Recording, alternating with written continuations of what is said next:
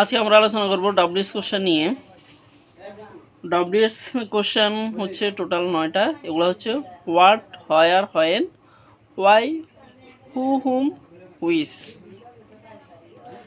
এখন ডব্লিউএস কোশ্চেনের মধ্যে আছে হোয়েন। এখন কখন আমরা হোয়াট ব্যবহার করব, কখন হোয়েন ব্যবহার করব, কখন হু ব্যবহার করব। ডব্লিউএস কোশ্চেন উত্তর অলরেডি প্রশ্নে দেওয়া থাকে। ডব্লিউএস কোশ্চেন মানে উত্তর অলরেডি প্রশ্নে দেওয়া থাকে, আমাদেরকে কোশ্চেন করতে হয়। আমাদেরকে কি করতে হয়?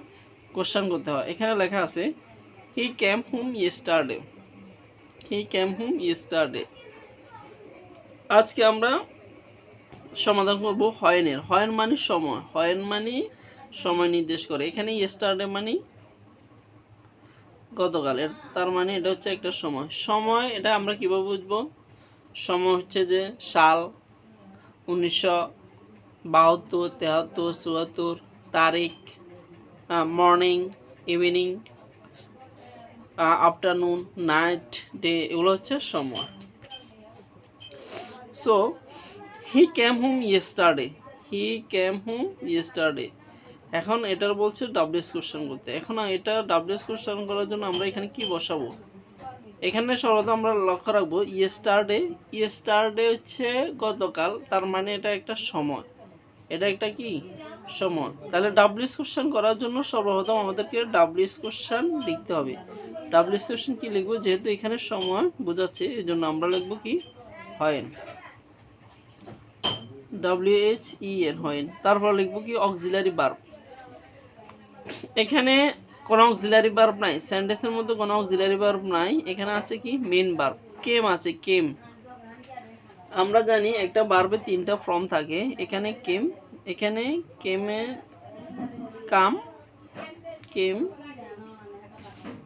কাম। একটা ভার্বে 3টা ফর্ম, কাম B1, কেম B2, কাম B3। সো এখানে আছে কেম, এজন্য আমরা এখানে ডাব্লিউএশন অক্সিলারি ভার্ব কি লিখব? যদি কাম থাকে লিখব ডু, যদি কেম থাকে লিখব কি ডিড। তাহলে আমরা এখানে লিখব কি ডিড। তাহলে হোয়েন ডি কেম আছে, এই জন্য আমরা লিখব কি ডিড। তারপর সবসময় কি লিখবো? এখানে একটা নোট আছে, ডব্লিউএস কোশ্চেন প্লাস অক্সিলারি ভার্ব। প্রথমে ডব্লিউএস কোশ্চেন লিখেছি, তারপরে কি লিখেছি? Auxiliary verb. তারপর লিখবো কি সাবজেক্ট। এখানে সাবজেক্ট কি আছে? হি। সাবজেক্ট কি আছে?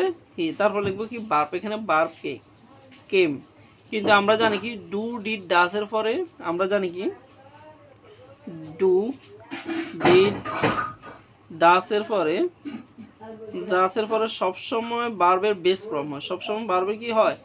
Base, BASE, base form, FORM, base form হয়, মানে ভার্বের B1 হয়। তাহলে এখানে কাম, এই যে এখানে আছে কেম, কেমের B1 হচ্ছে কাম, কেমের B1 হচ্ছে কি কাম। তারপরে কি লিখবো? বাকি অংশ। বাকি অংশ কি আছে? হুম। সময় নির্দেশক যেটা, এটা বাদ দিয়ে, সময় নির্দেশক যেটা, এটা বাদ যাবে। তাহলে হোয়েন ডিড হি কাম হুম। অবশ্যই যেহেতু ডব্লিউএস কোশ্চেন আছে, অবশ্যই এখানে একটা প্রশ্ন হবে। Karim works in the morning. Morning সকালবেলা, ইন দ্য মর্নিং এটা হচ্ছে একটা সময় নির্দেশক। ইন দ্য মর্নিং এর জন্য সময় নির্দেশ করলে হোয়েন বসে। সময় নির্দেশ করলে হোয়েন, WHEN, হোয়েন। তারপর এখানে ওয়ার্কস, আমরা জানি কি ভার্বের সাথে এস থাকলে বসাতে হয় ডাস। ভার্বের সাথে এস থাকলে বসাতে হয় কি ডাস। তাহলে ডব্লিউএস কোশ্চেন প্লাস অক্সিলারি ভার্ব। তারপর লিখবো কি করিম, সাবজেক্ট KORIM, করিম। তারপর লিখবো ভার্বের বেস ফর্ম, এখানে আছে ডাস। তাহলে করিম। তারপর লিখবো কি অক্সিলারি ভার্ব। তারপর লিখবো কি সাবজেক্ট, যেহেতু লিখছে ভার্ব, এখানে ভার্ব কি ওয়াক। ভার্ব কি আছে? Walk, WALK, walk. অবশ্যই প্রশ্নবোধক দিতে হবে।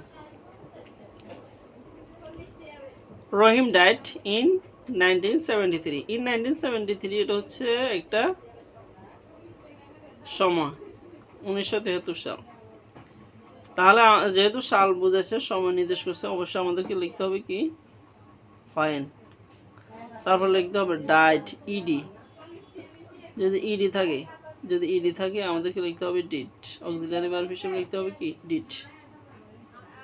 যেমন ডাইট তিনটা ফর্ম হচ্ছে ডাই,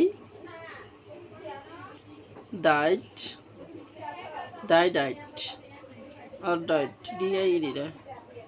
তাহলে ডাইট হোয়েন ডিড, ডাইট যেহেতু বারোর বি2 আছে এই জন্য ডিড, হোয়েন ডিড। তারপর রহিম যেভাবে আছে ওইভাবে লিখবো রহিম,